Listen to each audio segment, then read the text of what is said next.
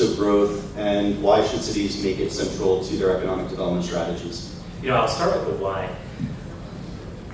As Jason Wright said yesterday, diverse teams get better financial results. I am not a social justice person, I'm a results person. And if the results have to be socially just, good. Okay? So I'm all about this idea of just gaining as much market share as possible, leaving no stone unturned.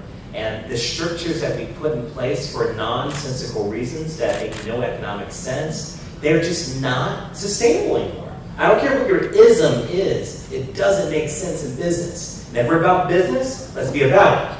And that means you gotta put as many people as possible at the table. So when we say inclusive growth, we literally mean that, inclusive. And it starts with intention.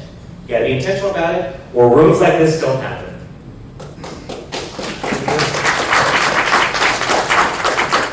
Ross, how do you understand inclusive growth? Well, thanks, Nick, and thanks, Cordell, for bringing this all together.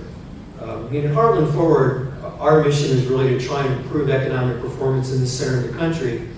And you can't do that without thinking about inclusive growth. So I wrote a short piece, unlike some of my dissertation-length articles for Aspen a couple months ago, looking at how do you build wealth. And I talk about what I call the 4 forms of capital. We could really call them 5 forms. But one of those pillars is entrepreneurship and access to capital. And I first want to make some comments about that. We did a big study a couple of years ago looking at the importance of having high startup rates and high scale-up rates in communities in terms of companies that are started and kind of reaching middle market status eventually. And I'll bear you all the econometric details, but basically it boils down to this. If you look across metropolitan areas and micropolitan areas to smaller communities, your ability to start and scale up companies really determines your community's ability to create jobs for people, and people of all types. And so basically it boils down to this. Think about ways you can measure entrepreneurial ecosystems. One way to do so is to look at employment at young firms, 5 years of age or less, right? To share the total employment base. And we call that the young firm ratio. And then another measure to try and capture some of that, what we call the knowledge intensity of those young firms. You look at those young firms that have a high proportion of employees with bachelor's degrees or above. It's typically a good indicator of that, and so we're able to do that. So we went through all the statistical analysis, and what it says is this. If you can increase the share of young firms with jobs in the communities, the share of the total by 10 percentage points, so from 15 to 25%, over the course of a decade, you can increase job growth by 2 percentage points, and that's 20%, right? So that may not sound like a lot, but it makes a huge difference at the margin. Then if you look at the knowledge intensity, or those firms that tend to scale up and become mid-cap companies, if you can increase the proportion of employees at those young firms as a measure of the knowledge intensity by 10 percentage points, so from 20% to 30%, over the course of a decade, you can double job growth in your community. And most economic developers do not understand this. And here's where you get into issues of diversity. Here's the short version of it. So in the United States, there are still clear disparities in access to capital and access to entrepreneurship. Blacks in the United States, only 0.24% start a company in any given year. That's less than half of whites, substantially below Latinos as well. And so if you're not part of the entrepreneurial economy, you're not building wealth. And here's a statistic that's generally not discussed in the United States, and that's one of my missions, is to change that. If you look at black entrepreneurs and white entrepreneurs, there is no difference in looking at social mobility among those groups, those families.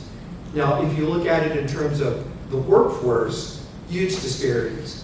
But blacks coming from the same socioeconomic background as whites have the same ability to build wealth in those families through entrepreneurship. And this is an underappreciated discussion taking place in the United States, and it's part of our mission to do that.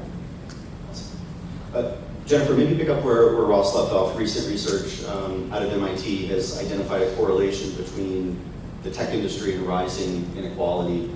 Talk about ways in which tech can be marshaled to reduce inequality. I think part of the reason we're excited to be in this room today is actually answering that question of why we partner with folks like Cordell and folks like Ross on these issues. So we have to get our communities ready for the future economy.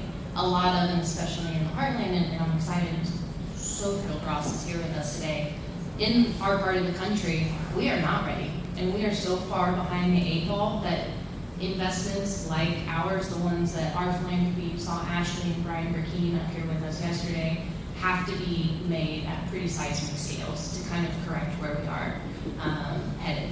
And so when we think about the tech economy, really what that means is, do we have the skills? Do our people have the skills, to Ross's point? How do we kind of raise those boats and get people ready for what's to come? And what's really scary is how do we position this as an opportunity as much as it is, quite frankly, as a threat to a lot of our communities. And so we're working really hard to figure out, like, what is the opportunity, who are the partners we need to coalesce to make these things happen, and then how do we pull together the investments to really take us to that next level. Because it's, to Ross's point, it's not going to happen on its own. We all have to come together and say, this is the future, this is the tech economy, and this is how you build that in your local community. And so, thinking about the panel we had yesterday, what are the ingredients in each individual community? Anybody can build a tech cluster. I think is a lot of Ross's work. How you do that and how you do that at each individual authentic local level is really what we're up here to kind of talk to you about how it can be done anywhere, really.